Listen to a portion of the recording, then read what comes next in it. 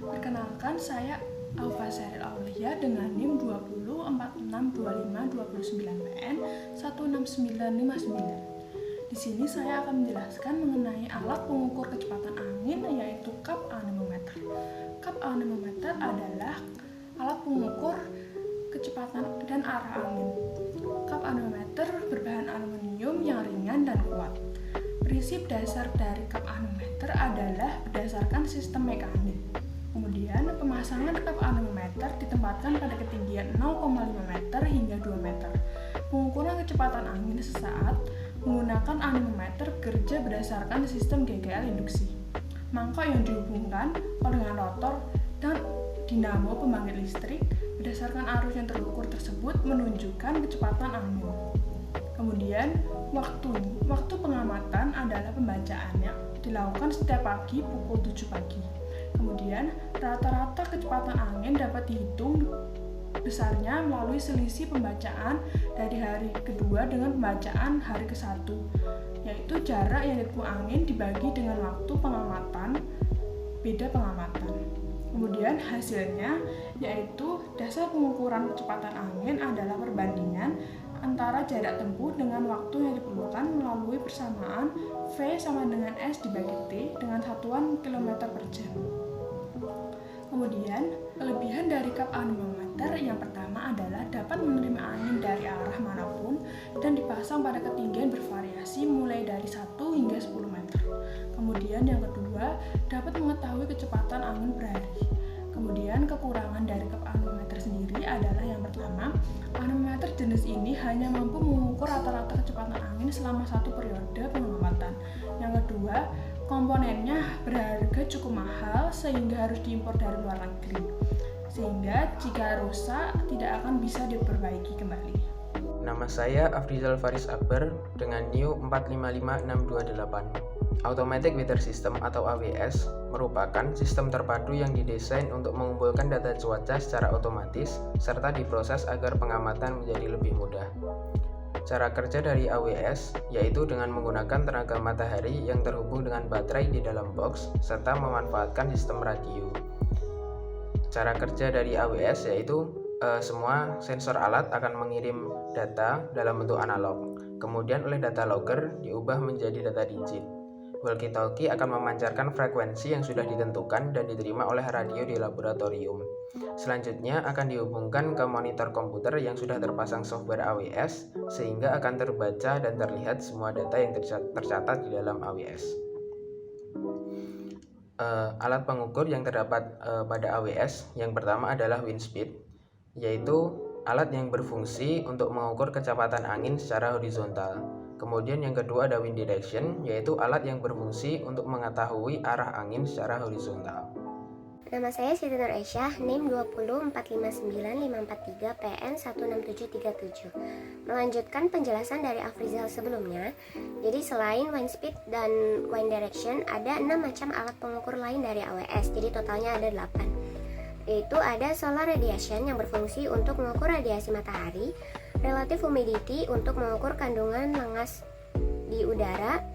Selanjutnya ada air temperature yang berfungsi untuk mengukur suhu udara, soil temperature untuk mengukur suhu tanah, rain gauge untuk mengukur curah hujan, dan yang terakhir ada barometric pressure untuk mengukur tekanan udara. Selanjutnya ada gambar dan bagian-bagian dari AWS seperti ada solarimeter, wind direction, data logger, dan sebagainya yang bisa dilihat pada gambar. Nama saya Ismail Raji Al-Faruqi dengan NIM 204595336PN 16730. Alat pengukur suhu tanah. Kali ini aku akan mempresentasikan mengenai termometer permukaan tanah. Prinsip kerja dari termometer permukaan tanah ini seperti termometer pada umumnya, yaitu pemuaian zat cair. Hasil pengukurannya yaitu derajat Celcius dengan ketelitian 0,5 derajat Celcius. Cara kerjanya yaitu kenaikan atau turunnya suhu tanah mempengaruhi reservoir yang terhubung pada air raksa dalam termometer. Panjang muai pada zat cair pada skala tertentu dibaca sebagai suhu tanah. Kelebihannya yaitu mudah dan praktis dibawa serta sederhana dalam pengoperasiannya. Namun kekurangannya yaitu terbatas hanya untuk mengukur suhu di atas permukaan tanah saja. Perkenalkan, saya Devi Fitriana Haliza dengan NIM 20-45563-PN-PN-16533. Di sini saya akan menjelaskan mengenai alat pengukur suhu udara, yaitu termometer biasa. Termometer sendiri memiliki beberapa bagian, diantaranya yang pertama, pipa kapiler yang berbentuk celah tabung sempit yang berfungsi sebagai tempat penyimpanan zat cair. Yang kedua, skala suhu. Skala suhu ini berfungsi untuk menunjukkan derajat suhu udara yang dinyatakan dalam satuan derajat Celcius. Yang ketiga, terdapat reservoir. Reservoir ini berfungsi sebagai bagian penyimpanan zat cair pada pipa kapiler yang berisi air raksa atau alkohol. Prinsip kerjanya yaitu pemuaian ruang zat cair. Waktu pengukuran, pengamatan dilakukan selama 3 kali dalam sehari, yaitu pada pukul 7.00, pada pukul 13.00 atau 14.00, dan pada pukul 18.00. Cara kerjanya yaitu kenaikan suhu akan mempengaruhi reservoir sehingga air raksa atau alkohol mengembang dan panjang kolom air raksa atau alkohol dalam tabung akan bertambah. Nah, kelebihan dari termometer ini yaitu yang pertama, jika diisi dengan air raksa maka pemuaiannya menjadi teratur, tidak membasahi dinding kaca, dan rentang pengukurannya lebih luas, yaitu berkisar antara -40 hingga 350 derajat Celcius. Dan jika diisi dengan alkohol maka cenderung akan lebih mudah memuai, yaitu memiliki kalor jenis yang rendah dan rentang pengukurannya cukup luas, yaitu berkisar antara -130 hingga 78 derajat Celcius. Kekurangannya yaitu jika diisi dengan air raksa maka akan cenderung berbahaya, tidak dapat digunakan untuk mengukur suhu yang sangat rendah, yaitu di bawah -40 derajat Celcius. Jika diisi dengan alkohol maka sulit terlihat karena alkohol memiliki warna yang bening dan tidak dapat digunakan untuk mengukur suhu yang sangat tinggi, yaitu di atas 78 derajat Celcius serta membasahi dinding kaca. Perkenalkan, saya Uci Nugroho dengan NIM 20-45564-PN-16544. Di sini saya akan menjelaskan terkait alat higrograf. Nah, alat higrograf sendiri adalah alat pengukur kelembapan nisbi udara, yang mana bagiannya itu A itu adalah rambut, yang B adalah sistem tuas, C-nya itu pena atau penera grafik, yang D adalah silinder kertas grafik. Nah, prinsip kerja dari higrograf sendiri yaitu berdasarkan sifat kembang kerut benda higroskopis. Untuk mengukur kelembapan udara digunakan higrograf. Nah, yang mana alat ini itu bekerja secara otomatis, yaitu mencatat sendiri hasil pengukurannya. Kelembapan udara sendiri adalah kadar uap air udara, di mana hasil perbandingan antara tekanan uap air yang ada di udara dengan tekanan uap air maksimum. Kelembapan udara itu sangat dipengaruhi oleh temperatur. Nah, semakin tinggi temperatur maka semakin besar daya tampung udara terhadap uap air, yang akhirnya pada suhu dan tekanan tertentu akan tercapai kondisi jenuh. Cara kerja alat ini yaitu kelembapan udara akan mempengaruhi rambut untuk mengkerut jika kering dan memanjang jika basah. Hal ini menggerakkan sistem tuas yang dihubungkan pada pena, dan pena akan menghasilkan grafik pada silinder kertas grafik. Untuk hasil pengukurannya, yang satuan alatnya nanti dalam persen, satuan ukur dalam persen, dan ketelitiannya itu 1%.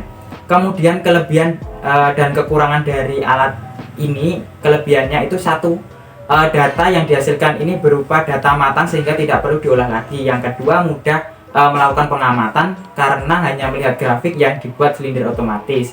Yang ketiga, dapat merekam kelembapan nisbi udara secara terus-menerus.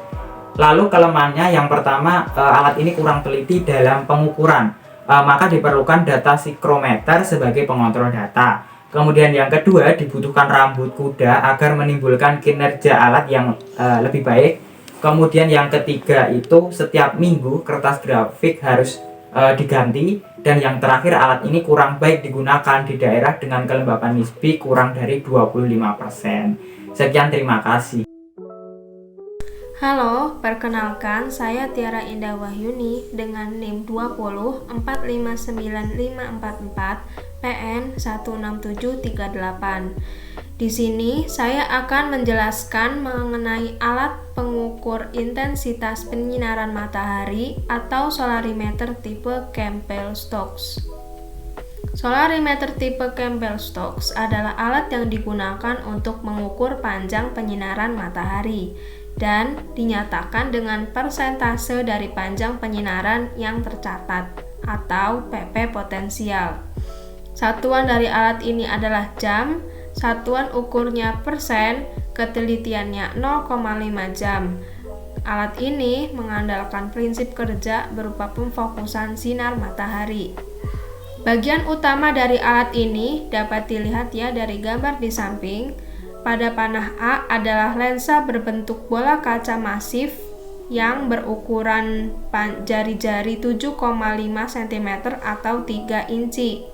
Selain itu, bagian utama yang lain dapat dilihat pada panah E, itu adalah cekungan logam yang merupakan tempat untuk meletakkan kertas pias. Untuk bagian-bagian lainnya dapat dilihat pada panah B, itu adalah busur pemegang bola kaca pejal, kemudian skrup pengunci kedudukan lensa pada panah C, dan skrup pengatur kemiringan yang ditunjukkan oleh panah D. Alat ini bekerja dengan prinsip kerja berupa pemfokusan sinar matahari, yang mana saat sinar matahari datang, sinar akan difokuskan pada bola kaca yang di bawahnya terdapat kertas pias. Jika sinar terfokus, akan menimbulkan goresan hitam pada kertas pias tersebut. Goresan inilah yang digunakan untuk mengukur intensitas sinar matahari. Terdapat kelebihan dari penggunaan solarimeter tipe Campbell-Stokes ini, yaitu alat ini dapat dengan tepat menyesuaikan letak kedudukan matahari dikarenakan alatnya yang ditanam, sehingga posisi tidak berubah dan alatnya tidak bergetar. Kemudian, walaupun memiliki kelebihan, alat ini juga memiliki kelemahan seperti panjang garis pembakaran atau waktu terjadinya pengukuran hanya tergantung pada kepekaan kertas pias dan kejernihan bola kaca. Baik, perkenalkan nama saya Farah Fadilah dengan NIU 455636. Hari ini saya akan menjelaskan alat pengukur suhu dan kelembapan nisbi udara yaitu termohigrometer. Untuk deskripsi alatnya, termohigrometer ini merupakan perpaduan dua fungsi kerja yaitu termometer dan higrometer yang digabungkan menjadi satu alat. Untuk prinsip kerjanya sendiri yaitu berdasarkan fenomena yang disebut dengan penguapan dingin. Waktu pengukuran untuk higrometer ini dilakukan 3 kali sehari, yaitu dilakukan pada jam 7 pagi, pada jam 1 siang, dan jam 5 sore. Untuk hasil pengukurannya itu dinyatakan dalam derajat Celcius dan dalam persen dengan ketelitian 0,5 derajat Celcius dan 1%. Termohigrometer memiliki kelebihan dan kekurangan. Untuk kelebihannya sendiri, termohigrometer ini memiliki ketelitian yang cukup tinggi, lalu menggunakan sensor dui logam untuk pengukuran suhunya, sehingga termasuk peka untuk menangkap atau memantulkan radiasi panas. Sedangkan untuk kekurangannya, termohigrometer ini harus benar-benar terlindungi dari sinar matahari maupun air hujan, yang mana harus benar-benar disimpan dalam tempat yang tertutup. Lalu data kelembapan dan suhu udara yang diukur pada hari itu hanya dapat dilihat pada hari tersebut. Selanjutnya yaitu ada alat pengukur curah hujan atau ombrometer tipe OBS atau observatorium, di mana alat ini merupakan alat yang paling banyak digunakan pada stasiun klimatologi dengan ciri khas yang dapat dilihat pada gambar di atas ini, yaitu terdiri dari corong yang merupakan mulut penampung air hujan. Untuk prinsip kerjanya sendiri yaitu penampungan curah hujan dengan waktu pengukuran biasanya dilakukan setiap pukul 7 pagi hari dengan satuan alat dan satuan ukur yang sama-sama menggunakan mm atau milimeter dengan ketelitian 0,5 mm. Ombrometer tipe OBS ini memiliki kelebihan dan kekurangan. Untuk kelebihannya sendiri, ombrometer tipe OBS ini memiliki ketelitian yang lebih tinggi dibandingkan tipe perekam data yang otomatis. Lalu yang seperti saya bilang tadi yaitu satuan alat dan satuan ukurnya itu sama sehingga memudahkan dalam proses pengukuran. Nah, untuk kekurangannya sendiri, alat ini harus dipasang dengan ketinggian 120 meter sehingga dibutuhkan alat khusus untuk menjangkau ketinggian tersebut. Selain tidak praktis dan alat ini juga kurang efisien karena setiap hari kita harus membuka keran ombrometer tersebut agar curah hujan itu dapat diukur pada hari berikutnya.